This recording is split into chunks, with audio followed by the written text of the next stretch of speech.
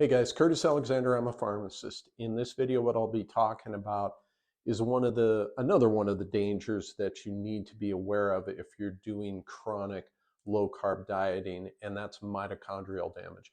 So if you're not familiar, the mitochondria are essentially the engines of each of our trillions of cells. So it takes the food that you're consuming and converts it to energy. Now here's where the problems come in. If you, for example, were to do a short-term stint with very few carbs in your diet, you're going to be fine. That's your body's natural response. It will kick in a stress response to help you produce energy primarily through that fatty acid oxidation, which everybody in keto loves to talk about, and they're right on a short-term basis. But when you start doing it long-term, and I'm referencing a study here, I'll provide a link in the description. Here's what we end up seeing when you do this long-term, and this is why I started experiencing problems. I didn't even know about the mitochondrial stuff, and this is critical because, again, you're talking about the engine of your cell. So when you do something like a chronic low-carb diet, we've already talked about the fact that your body kicks in stress hormones to help you make energy.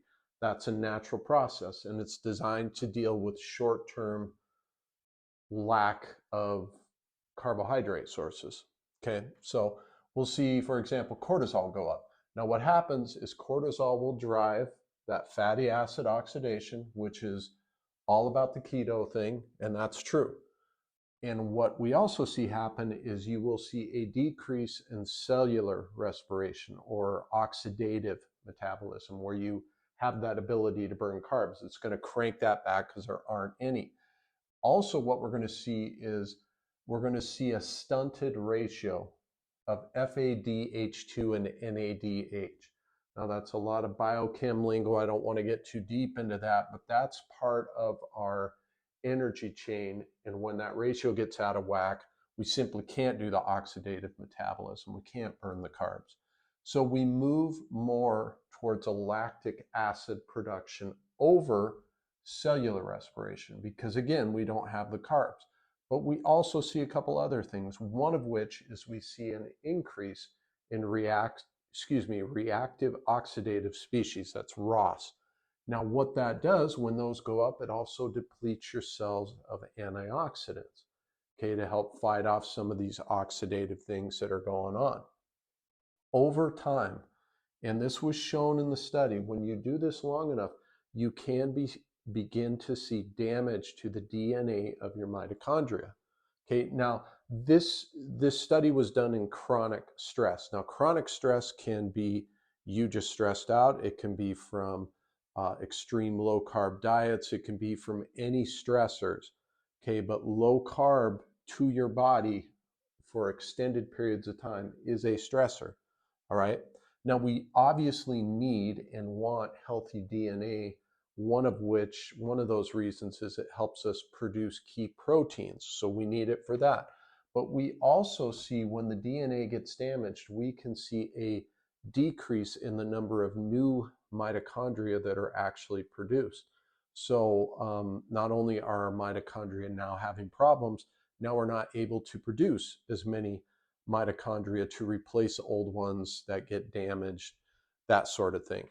So, and the interesting part is this doesn't just affect one cell type. We have anywhere from 5 to 15 or more mitochondria per cell, but we see this type of DNA damage in different types of cell lines. For example, you can see it in muscle cells, your vasculature, your nerve cells. Okay, so your mitochondria are critical. You want to help your body support good mitochondrial function. There's a number of different ways to do that. I've talked about some of those, but a critical way is to make sure that you maintain what we call metabolic flexibility.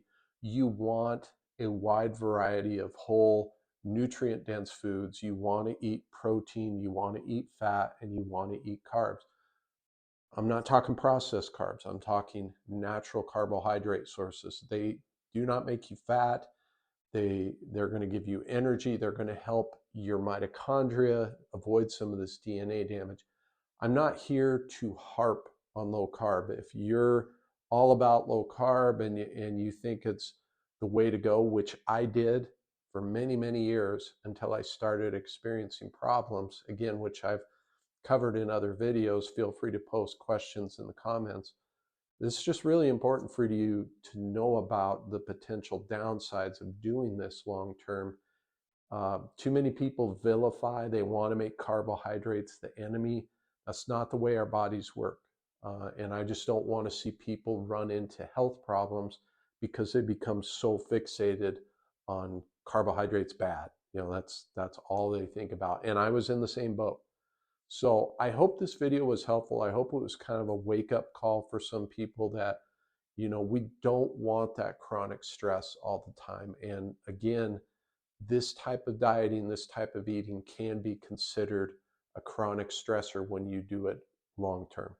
So let me know in the comments. I'd love to hear your thoughts on this video.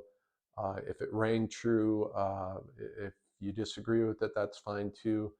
I think sort of a discourse that way is good and healthy. But again, I'm going to link to this study. I'd encourage you to take a look at it. And hopefully this was eye-opening, guys. And remember, the link in the description to my free checklist, other natural ways to help you feel better, all of which I personally use and recommend. Make sure to go grab that. It's free to you. It'll be in the description. So appreciate it. I'll see you in the next one, guys. Thank you.